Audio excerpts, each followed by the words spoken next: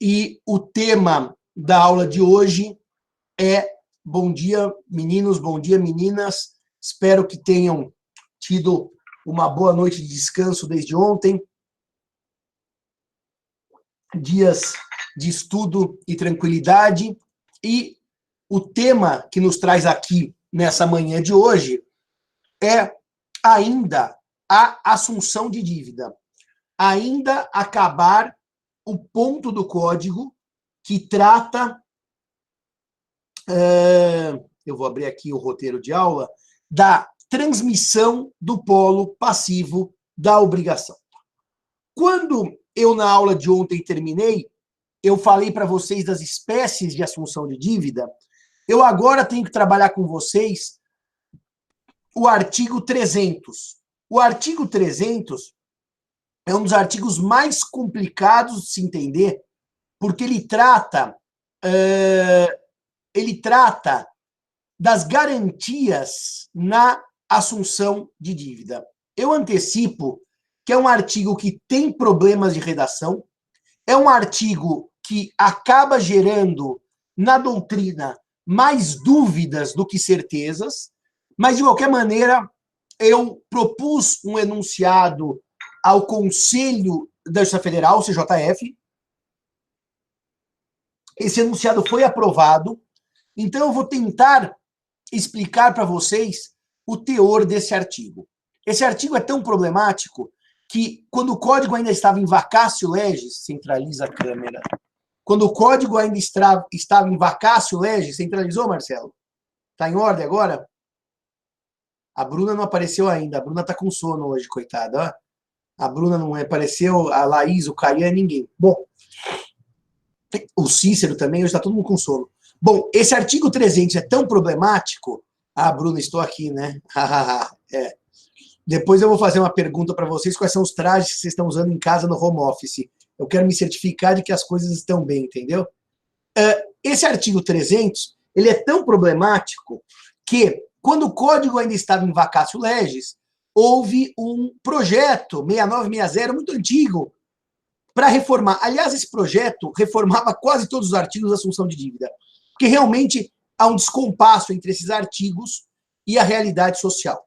Mas vamos ver o que diz o artigo 300 sobre a assunção de dívida e as suas garantias.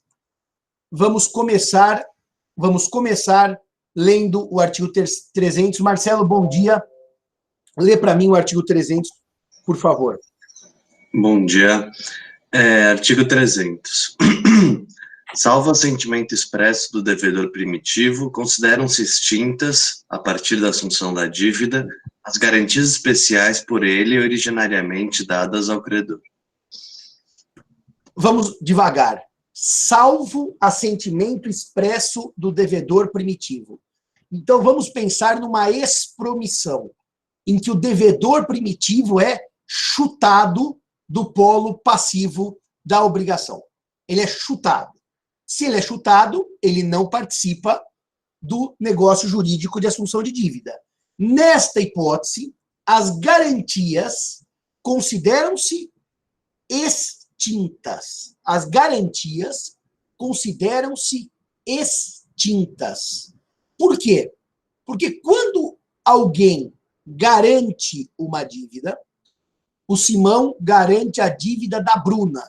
O Simão faz esse ato de garantia porque confia na Bruna, porque conhece o patrimônio da Bruna, ou seja, há uma análise pessoal do devedor no momento em que alguém se oferece para garantir uma dívida. Ora, se sai a Bruna e entra o Marcelo como devedor, evidentemente que o Simão, na qualidade de fiador ou garantidor da Bruna, ou o Simão ter dado um imóvel em hipoteca, isso não quer dizer que Bruna e Cairala, agora, a caixa do login, eu sei, a caixa do login está me deixando louco. Eu estou tirando ela da tela, mas eu tenho um problema de internet que essa caixa não sai e o sujeito que faz o trabalho remoto do computador também não consegue tirar. Quem sabe eu vou nomear o Marcelo Cairala com TeamViewer para tirar essa caixa de diálogo. Bom, de qualquer maneira, o que eu dizia então é que as garantias são prestadas em homenagem ao devedor. O terceiro garantidor confia no devedor, o terceiro garantidor conhece o patrimônio do devedor, portanto, no momento que eu troco o devedor, as garantias não podem prosseguir, as garantias não podem se manter, salvo concordância expressa do devedor. Então, vamos devagar. Como é que as garantias se mantêm numa assunção de dívida? Vamos separar os dois tipos de garantias. Se o devedor deu garantias próprias, eu disse para o banco, banco, eu sou devedor e dou o meu apartamento em hipoteca. Agora o Cairala vai assumir a minha dívida. Eu, Simão, posso manter esta garantia prestada por mim, mesmo sendo o Cairala devedor. Então, isso depende da minha vontade. Agora, vamos ao segundo exemplo. Eu devo e Bruna é minha fiadora. Agora é uma garantia prestada por um terceiro. Cairala vai assumir a dívida. Nessa hipótese, Bruna, que é a terceira, tem que dar a concordância. Não havendo concordância nem do devedor nas garantias que ele prestou, ele próprio devedor, o que está saindo, o que está passando o débito para frente, ou de um terceiro, não havendo garantia, concordância desse terceiro, as garantias se extinguem. Eu aprovei o enunciado 352 do Conselho da Justiça Federal, 352, que vai dizer o seguinte: salvo expressa concordância do terceiro, as garantias por ele prestadas se extinguem com a assunção de dívida. Então, as garantias prestadas por terceiros se extinguem com a assunção de dívida. E as garantias prestadas pelo próprio devedor se mantém se o devedor concordar com a assunção. Se mantém se o devedor concordar com a permanência das garantias. Vamos lembrar dois conceitos de ontem: expromissão e delegação. Na expromissão, o devedor é expulso, portanto, ele não participa do combinado. Portanto, as garantias por ele prestadas também acabam. E as garantias prestadas por terceiros também acabam se os terceiros não anuírem com isto, com a assunção de dívida. Na delegação, o devedor originário, que deu eventualmente garantias próprias, participa. E nessa hipótese, o Henrique não pôs, já pôs o enunciado, Henrique, enunciado 352. Pode pôr aí no texto, por favor. E nessa hipótese, o que acontece então? Se houve delegação, as garantias prestadas pelo próprio devedor se mantêm, porque o devedor participa da delegação. E as garantias de terceiros? As garantias de terceiros só com a concordância de terceiros. Então, vamos fazer uma leitura final do dispositivo com a interpretação do enunciado. Eu vou deixar na tela aqui para vocês, porque eu quero ler para vocês e a gente fecha esse assunto. Reparem o seguinte: se eu tiver, artigo 300, uma situação de expromissão, as garantias prestadas pelo devedor se extinguem. As garantias prestadas por terceiro também se extinguem. Se eu tiver uma situação de delegação, as garantias prestadas por terceiros se mantêm. As garantias prestadas por terceiros, as garantias prestadas pelo devedor, se mantêm. As prestadas pelos terceiros cessam. Então, Simão, as garantias prestadas por terceiros cessam sempre. Sempre. Por quê? Porque o terceiro tem que concordar com elas. Se não concordar, elas cessam. As garantias prestadas pelo devedor se mantêm na delegação porque ele dela participa. E não se mantém na expromissão porque dela ele não participa. Vocês são muito inteligentes, vão lançar uma pergunta daqui a 1 minuto.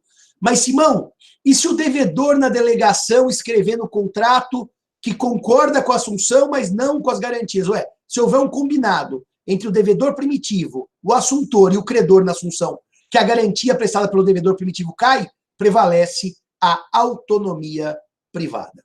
Senhores, senhoras, esse artigo que não é de todo simples.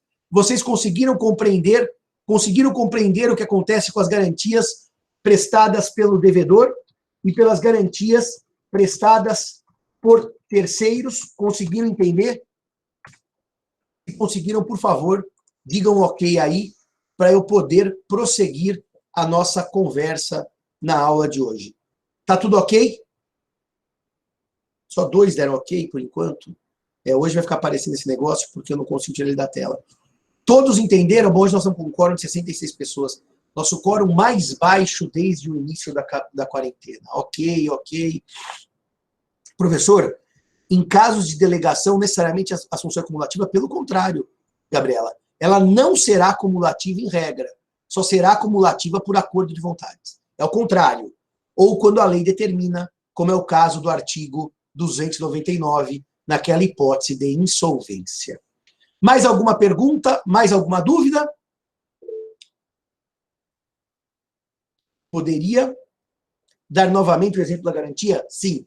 Se o devedor dá um bem em hipoteca, dá um bem dele em hipoteca, ocorre expromissão, ele não participa da expromissão, essa hipoteca se extingue. Se o devedor dá um bem dele em hipoteca e ocorre delegação, ele participa junto com o assuntor, nessa hipótese, a garantia permanece. Agora, se houver uma situação em que um terceiro prestou a garantia não permanece nem na expromissão, nem na delegação, sem a concordância do terceiro. Fechado, Rodrigo? Bom, se está fechado, vamos agora para o último artigo que eu quero trabalhar com vocês, que é a anulação da assunção de dívida.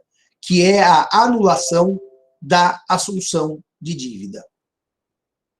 A anulação da assunção de dívida, o Henrique vai ler para a gente, está no artigo 301 do Código Civil. Henrique, faz uma gentileza, lê o 301 do Código Civil. Bom dia, professor. Bom dia a todos. Artigo 301.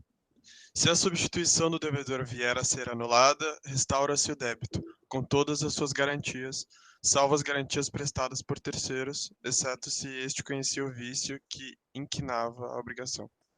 Reparem, anulada a assunção de dívida, qual é o efeito prático? Apaga-se a assunção como se ela nunca tivesse ocorrido. Apaga-se. Ela some do mundo jurídico. Bom, se ela some do mundo jurídico, a dívida originária ressurge. Ela tem que ressurgir. Porque, vejam, o assuntor Simão assumiu a dívida de Marcelo perante Bruna. Só que imaginemos que o assuntor Simão assumiu porque o Marcelo coagiu o Simão a assumir essa dívida. Na hora que o Simão anula a assunção por coação, a dívida originária de Marcelo com Bruna ressurge. Detalhe, imaginemos que Henrique fosse fiador de Marcelo. Quando Simão assumiu a dívida de Marcelo, a fiança de Henrique morre, artigo anterior que nós já trabalhamos. Agora nós vamos anular, ou seja, a dívida de Marcelo vai ressurgir. Pergunto a vocês, com o artigo na tela e, portanto, basta ler o artigo e responder sim ou não. Quando anula-se a assunção de Simão e a dívida originária de Marcelo com Bruna ressurge, se restabelece, volta à vida, o que acontece com a fiança prestada por Henrique? A Marcelo, ela volta junto, ela ressurge junto ou ela permanece em regra extinta? Anotem aí.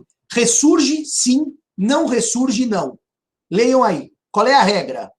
Sim, ressurge ou não, a garantia não ressurge? Não, não, sim, não, não, sim. Então, vocês estão lendo pela metade o artigo. Bruna, bom dia, querida. Bom dia, professor. Tudo bem? Tudo bom. Qual é a regra, Bruna? Ressurge ou não ressurge as garantias prestadas por terceiros? Não, a regra é não ressurgir. É não ressurgir. Porque depois tem o salvo, certo, Bruna? E daí Sim. vem o exceto. E o exceto? O que acontece?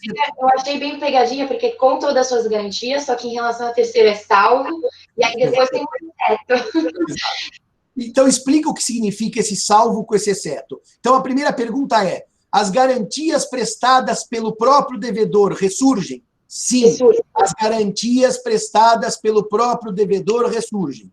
Segunda Exato. parte da explicação, Bruna. As garantias prestadas por terceiros, como regra, o fiador, o garantidor hipotecário, ressurge ou não ressurge a garantia? Não. E A só regra quando que ela vai ressurgir, Bruna? A garantia prestada por um terceiro? se ele conhecia o vício, que é a última parte do 301. Então, eu dividiria esse artigo em duas colunas. Garantias prestadas pelo próprio devedor, e depois as garantias por terceiros. A regra do devedor é volta, regra terceiro, não volta. Aí depois a exceção para os terceiros é caso ele conhecesse o vício. Essa é a minha maneira de ler o artigo, professor. Quem conhecesse o vício, Bruna, está corretíssimo. Quem conhecesse o vício? Oi? Quem precisaria conhecer o vício? O garantidor, o terceiro garantidor. Exatamente isso.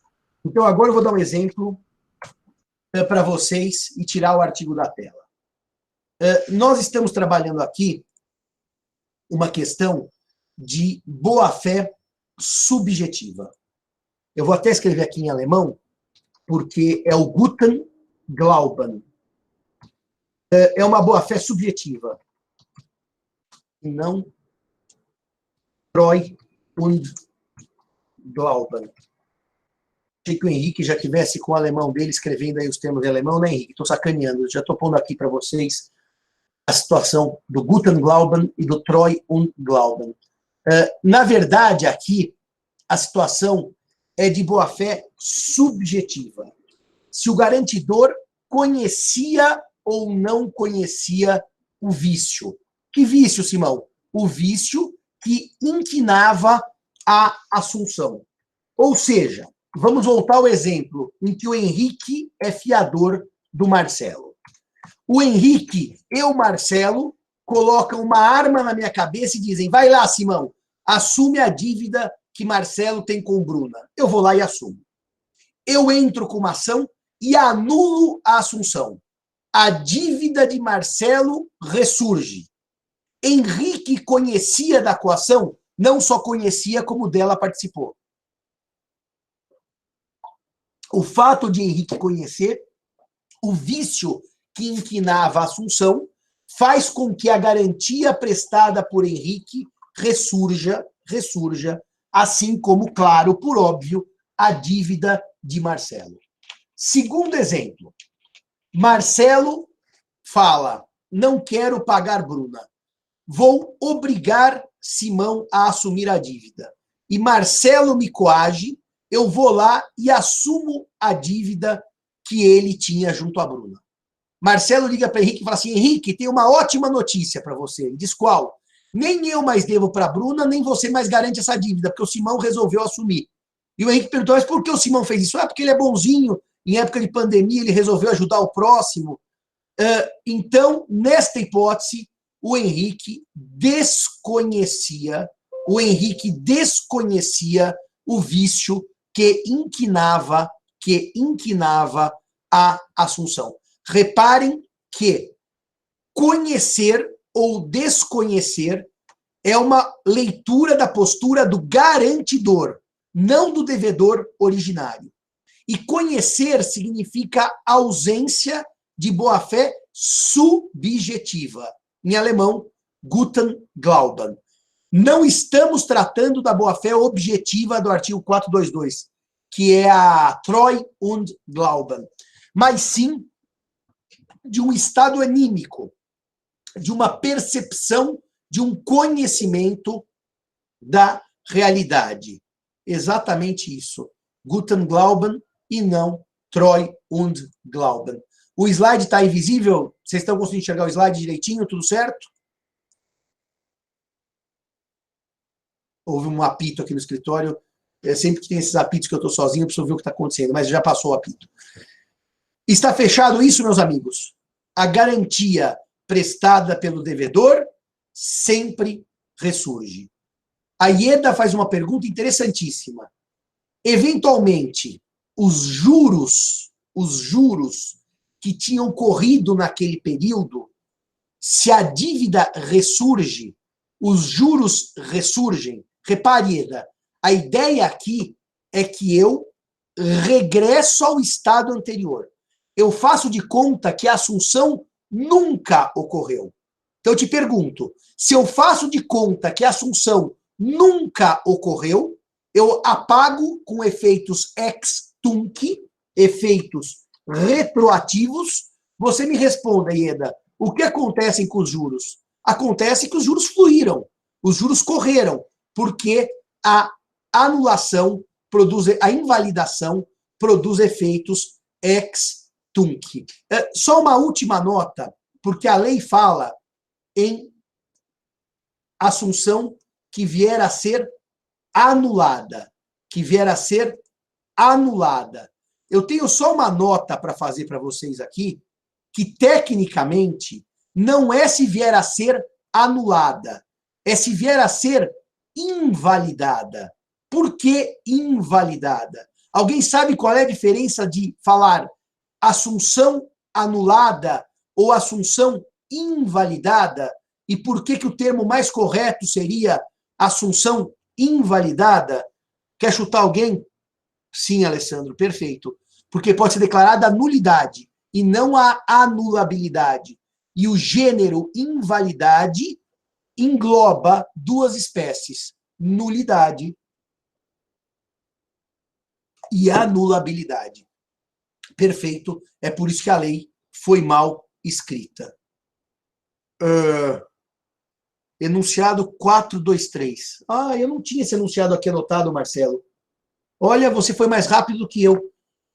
Enunciado 423. Marcelo, faz a leitura do 423. O enunciado 423 diz: o artigo 301 do Código Civil deve ser interpretado de forma a também abranger os negócios jurídicos nulos e a significar a continuidade da relação obrigacional originária em vez de restauração, porque, envolvendo hipótese de transmissão, aquela nunca deixou de existir. Então, na verdade, Ieda, isso responde a sua pergunta.